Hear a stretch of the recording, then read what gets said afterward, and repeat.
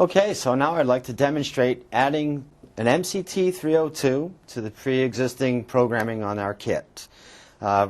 Just to recoup, we have Zone 1 as the front door, Zone 2 has been programmed as the back door, and Zone 3 is already set up for the hallway motion detector. Our first extra MCT302 I'll place down in the order from left to right, so this is going to be Zone 4, and I'll go ahead and start by setting up the transmitter. There'll be a battery and a hardware pack we'll need to use.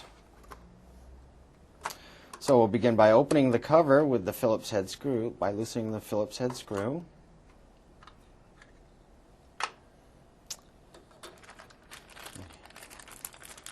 We'll go ahead and use our battery, making sure to put the positive side of the battery on the positive side of the battery holder. Once we have that in and see the little red light flashing, we can put it back together again, making sure we secure the screw to the cover. Then we'll just place that down on the table and pull the magnet out and put it down alongside the proper side of the transmitter, which would have the little triangle mark on the side here. It's only on one side, not on the other. Okay. And before we jump into the programming mode, we're going to want to make sure that we don't have any interference from the motion detector, so I'll go ahead and cover it so it won't send any signals in error, catching me move.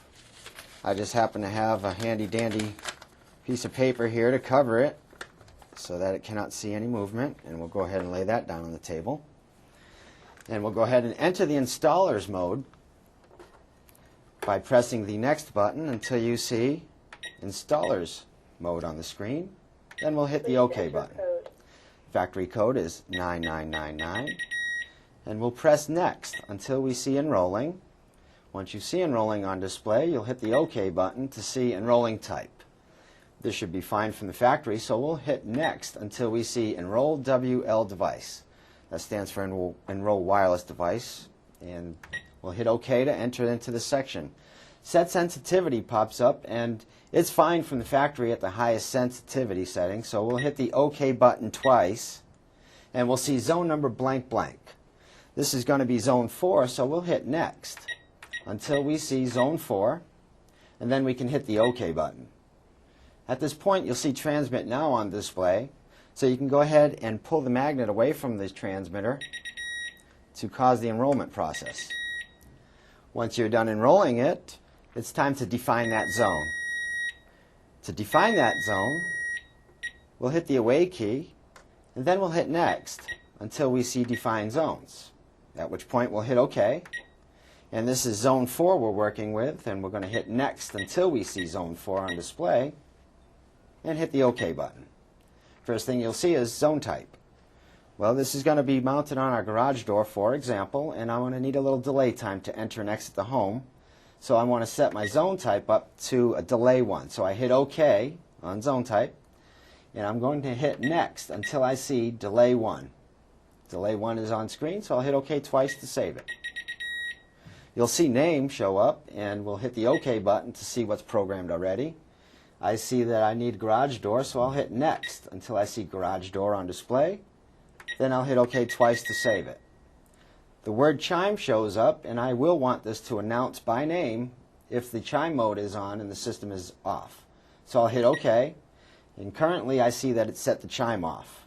I'm going to hit next until I see zone name chime, and that will allow me to receive the garage door announcement. You also have the ability to use the melody chime, which would just give you a jingle.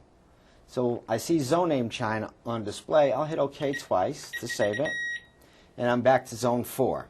Since I'm done enrolling this transmitter, I'll hit away, and then I'll hit OK to exit, and then I will test it using either the chime mode or by arming the system and testing it in real time. You also have the ability to use a hardwired contact wired into this same transmitter should you have to mount it on a steel frame. You don't want to mount the transmitter portion on anything steel, as it will interfere in the signaling back to the main console. So for our example, I'll go ahead and demonstrate the wiring of a hardwired contact so that you may utilize it on a steel door. So before I begin, I'll have to delete the zone 4, so I'll hit next until I see installer's mode. Please enter code. I'll hit OK, and then the factory code of 9999. I'll then hit next until I see enrolling, and then OK. And then I'll have to hit next until I see enroll WL device again.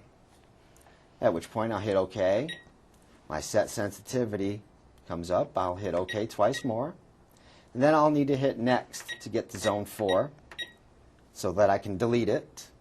And I'll go ahead and see zone 4 on display and hit OK to reveal off to delete. To delete this transmitter now, all I have to do is push the off key. And we've deleted it. So now I'm going to wire the contact into the transmitter before I enroll the sensor. So let me exit the programming by hitting away and then OK. And to prepare the transmitter for wiring the contact, we'll first need to open the cover, loosen the screw, open the cover.